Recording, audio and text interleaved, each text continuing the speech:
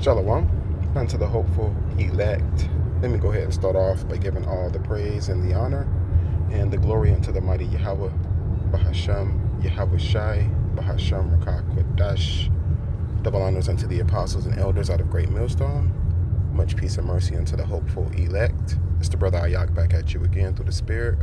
This holy word, still pushing it unto so-called Negroes, Latinos, Native and Seminole Indians, which are the children of Israel, also known as the chosen people of the Heavenly Father. All right, just want to get into a quick hit, man. This will be a quick testimony, man. Just a reminder that we're grateful that we have this truth.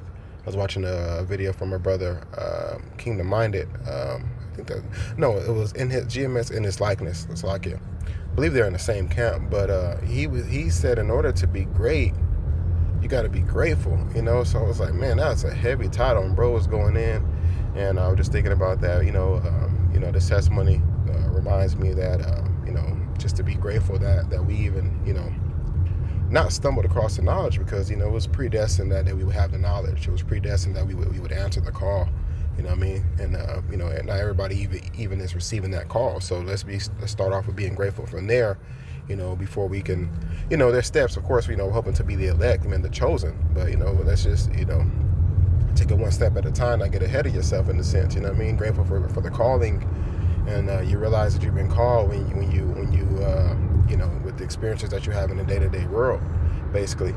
And yesterday, basically, was it yesterday? It was yesterday.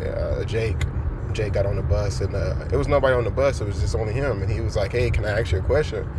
I'm like, what up? Because normally, he wasn't asking me a question of how to get somewhere. The way he said it, he was going to ask me a question that didn't have nothing to do with the bus. You know what I mean?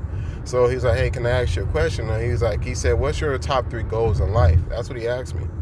You know what I mean? And so I thought about it. You know what I mean? I was like, I was not going to get carnal and say, "Ooh, man, let me get this picket fence, this, that, and the third." You know what I mean? So I kind of, the answer I gave him was, an answer of efficient. You know what I mean? Like I'm gonna hit him with this. You know what I mean? And see what and leave it at that. So I think I told him good health, and to endure all things, and then hopefully obtain salvation. That's what I told him. You know what I mean? And that was perfectly put, because I wasn't coming at him, "Oh, I'm already saved, this and the third." Then he was like, "Oh man, yeah, I hope those things too." And long story short, he was just like, "Yeah, I stumbled across the Bible, because he was into music, this, that, and the third."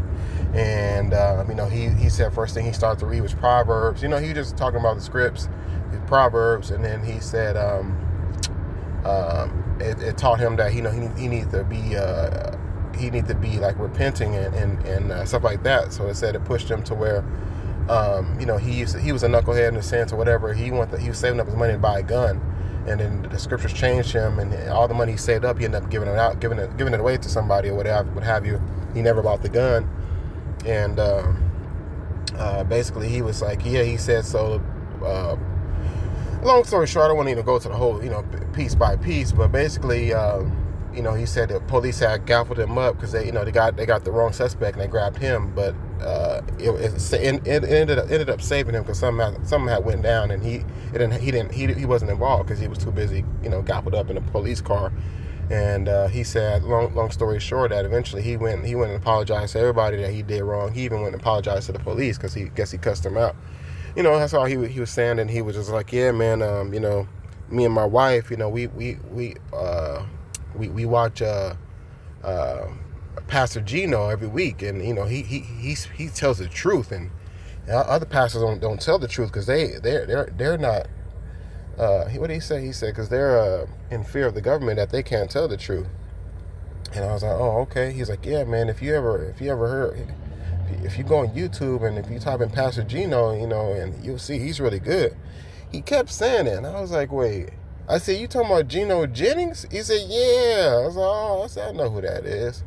He's like, "Yeah, he's the truth, this and the third." I was like, "Yeah, I'm familiar who he is." You know what I mean? And I still try to play it, not too hot, not too cold. I'm like, "Yeah, I'm aware of him." You know what I mean? I say, "Yeah, but I said I've been a part of Christianity." You know what I mean? I told him, the mindset of once saved, always saved, then you out here wilding out doing whatever you want to because you already saved, and that's the same thing, that Gino and all these other pastors push. And he didn't have anything to say about that. I was like, yeah. I said, yeah, he don't. I said, he don't touch on a lot of books in the scriptures, man. He said, yeah, he does, all 60 books. I said, I was gonna say, no, there's more than 60 books.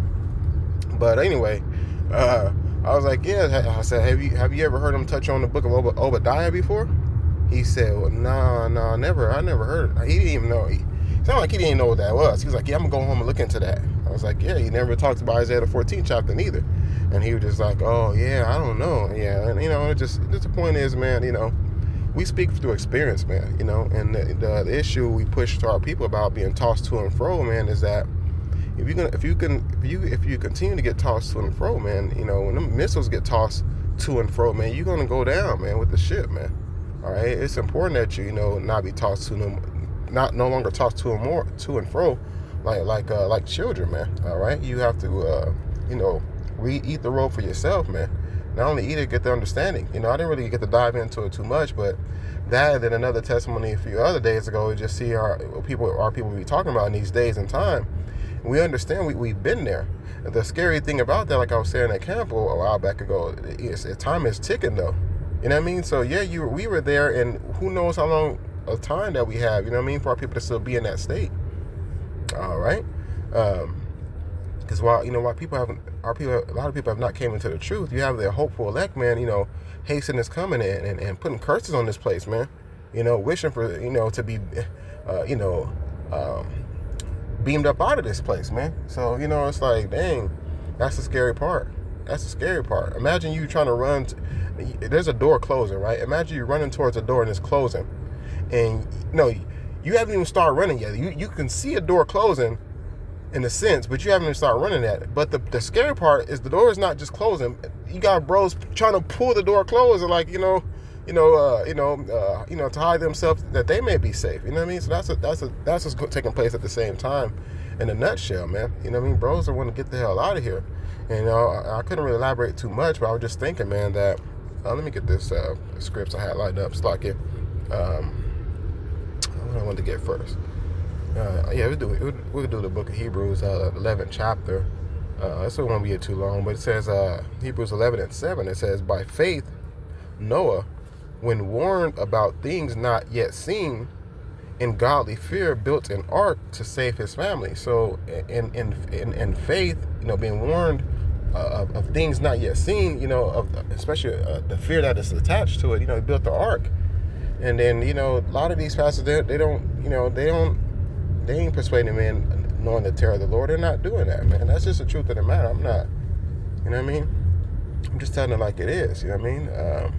The things that come, he said, yeah, Genius, he's getting people prepared to meet God. Is he? He's getting people prepared to meet God? Yeah, right, man. All right? Yeah, right. The God Abraham,